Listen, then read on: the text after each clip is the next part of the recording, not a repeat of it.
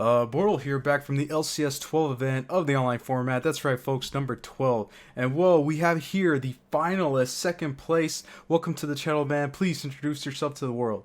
Hello, I'm Christos Mourikis, and I made it to the second place of the LCS with Altergeists. Altergeists, I my am. goodness. Man, Mhm. and this is a fellow trap deck, so I'm pretty hyped up for it because all we see is purple over here. So what made you decide to play this deck post-ban list, man? To be honest, I wasn't feeling from the start of this format, so I wasn't so much into playing in general. I don't know why. This is the first time that I haven't grinded the DB so much. All other formats I'm grinding all the time, but for the first time I didn't feel very confident to play. I didn't have a very big reason to. But then I found this opportunity with the LCS and I decided to play in it. And the only deck that I know most of all, and it's always there when I don't play test, is the Geist Alrighty, with this. sweet. Well, before we start the actual deck profile, would you like to make some shoutouts? Shout outs to all my friends. Shout out to Neo Hokai, he knows better. Shout outs to my real team, Iman Games. Shout out to my online teams, Phoenix Gaming, uh, and everyone else who believed in me. Well, sweet. Without further ado, please take it away with the rest of your deck profile, man. Yeah, so it's basic. The monsters are the Altergeists are pretty standard. Only the Mario. Some people play two, I think, but I chose play three because I play two money and two protocol in the traps, and I think it's very good for the grind game. That's why I chose to play three of them. And the Arts Blossoms are the most generic hand traps because Altergeist can't really play hand traps because of Faker interaction.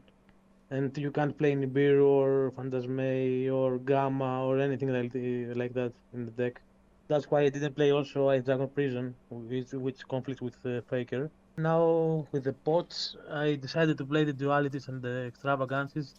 I tested the deck many times. Drew many hands, and I always drew like extravagant with pot of duality. And I thought that if I could play the prosperity one, the new one, that it would conflict because if you activate extravagance, you can't play the prosperity and etc. So I needed to have consistency, and that's why I played the dualities and the extravagances, which they don't conflict with each other, and they were pretty good, I guess. So with the traps, I played the two proto, two money. Everyone plays one money also, but I liked it very much because of the grind game with all the prankies and all the adults. And if you have a second one in the late game, you're in a very good position. And I played five or six prankies the whole tournament, which I won them all. Oh, And wow. yeah, and I played two or three Shadows the whole tournament, and three Dragonlings. So it was very good, I guess, for all the control matchups. Imperial Order was, to be honest, it was MVP because I drew it so many times. I can't remember how many times I drew it. It was crazy, and it was only one Oh, in the man, deck. and that one card alone slays a lot of those decks you just listed.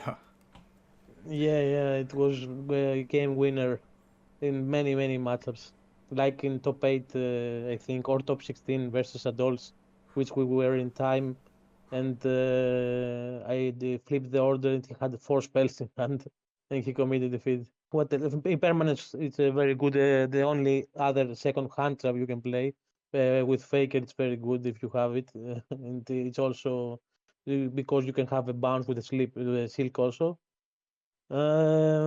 Spoofing is standard, and the Solems, I guess, standard. Torrential is pretty good against everything except Sadols, I guess, this format. And sweet, this is perfect 40. Was there anything you kind of wished you were able to fit into this list? To be honest, no. I have tried Slith again many times, and it's the best I could think about. In main deck, I think I wouldn't change anything. Alright, perfect. Would you like to run down the extra deck? Yeah, deck in guys, it doesn't really matter to be honest. The only thing you really need is Hextias and maybe the Linkoribos. But I play multiple access code and the Coribos because and the Hexes, of course, because of extravagance. Maybe I need them if I don't want to bunch them all with the extravagance. And the other cards were most generic, if maybe happens to be useful, right? Maiden is quite useful. That's why I added it to the deck because you can link it with the silk. Probably is the best choice because if you have a money and a faker and a silk in hand, then you can link the silk into maiden. Then you have live the manifestation and faker in hand. That's the best scenario, I guess, for the maiden. And Phoenix Unicorn are the more generic links that you can play. Ningirsu was now in for the Dragoon. That's the only reason I played it. It was a good card for the Dragoon because the deck struggles with against the Dragoon. It was a big fear for me. Animais like to punish players who summon monsters in the under the extra monster zones, but it never came up. Almirage is another one with the silk play with manifestation, and the Selene is for the access code play. If there are 3 spells in order to get to access code easily. All right, nice. And your side deck? There were 6 removals, the 3 cosmics and the 3 evenly.